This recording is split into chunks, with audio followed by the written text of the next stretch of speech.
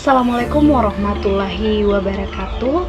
Puji syukur kita panjatkan kehadirat Allah Subhanahu wa Ta'ala yang telah memberikan kita nikmat berupa kesehatan sehingga kita dapat melakukan kegiatan kita pada hari ini.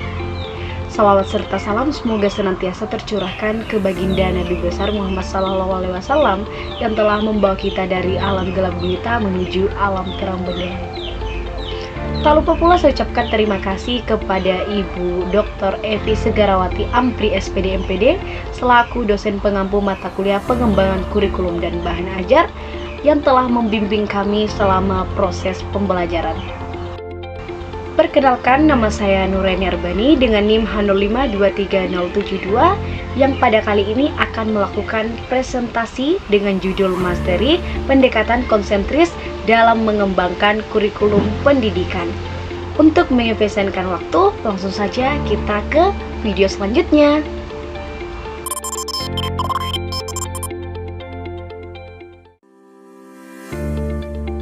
Di era globalisasi saat ini, pendekatan konsentris dalam pengembangan kurikulum menjadi semakin relevan karena mampu mengintegrasikan berbagai aspek pendidikan, mulai dari pengetahuan akademis hingga pembentukan karakter dalam satu kerangka kerja yang saling terkait.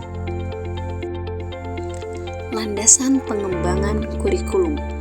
Dalam pengembangan dan penyusunan kurikulum harus membutuhkan landasan yang kokoh dan kuat berdasarkan hasil-hasil pemikiran dan penelitian yang mendalam. Yang pertama adalah kebudayaan. Kebudayaan adalah salah satu landasan pengembangan kurikulum. Di samping landasan lain seperti perkembangan masyarakat, ilmu pengetahuan, teknologi, politik, dan ekonomi.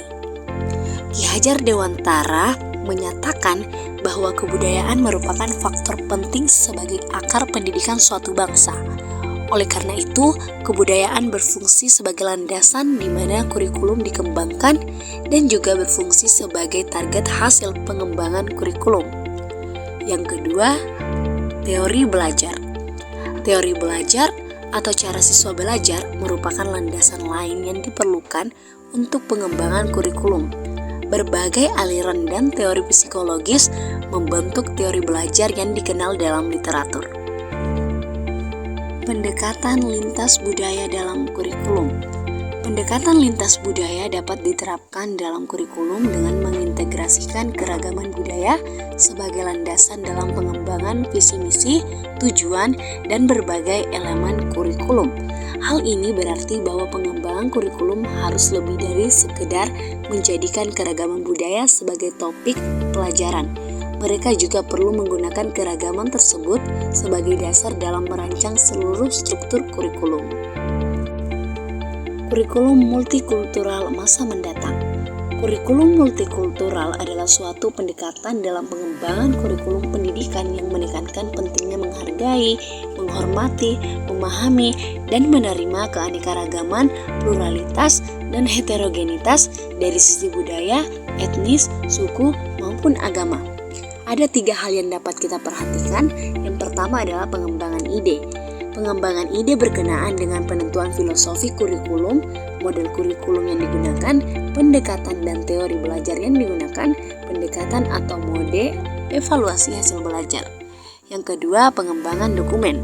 Pengembangan dokumen berkenaan dengan pengembangan kurikulum sebagai dokumen tertulis yang didasarkan pada ide yang sudah ditetapkan sebelumnya. Dan yang terakhir, pengembangan kurikulum. Secara teknis, pengembangan kurikulum sebagai dokumen berkenaan dengan keputusan tentang informasi dan jenis dokumen yang akan dihasilkan bentuk atau format GBPP dan komponen kurikulum yang harus dikembangkan. Pengembangan kurikulum sebagai ide, dokumen, dan proses. Ada 3 hal yang perlu kita perhatikan. Yang pertama adalah pengembangan kurikulum sebagai ide. Ini adalah langkah pertama dan langkah ini akan sangat menentukan bagaimana kurikulum di masa mendatang akan dirancang.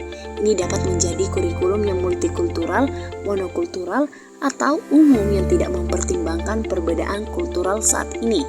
Yang kedua, pengembangan kurikulum sebagai dokumen yang mencakup pembuatan berbagai kurikulum termasuk tujuan, konten, pengalaman belajar, dan evaluasi. Dan yang terakhir adalah pengembangan kurikulum sebagai proses.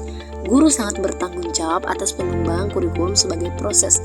Peran mereka sebagai pengembang kurikulum pada tataran empirik yang langsung terhubung dengan siswa, baik dalam konteks sentralisasi maupun otonomi.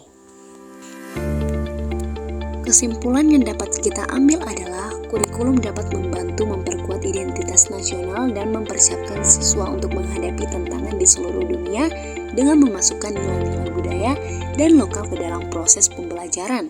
Pendekatan konsentris juga memungkinkan fleksibilitas dalam pembelajaran yang memungkinkan menyesuaikan diri dengan perubahan sosial dan teknologi. Demikianlah yang dapat saya sampaikan mengenai materi pendekatan konsentris dalam mengembangkan kurikulum pendidikan.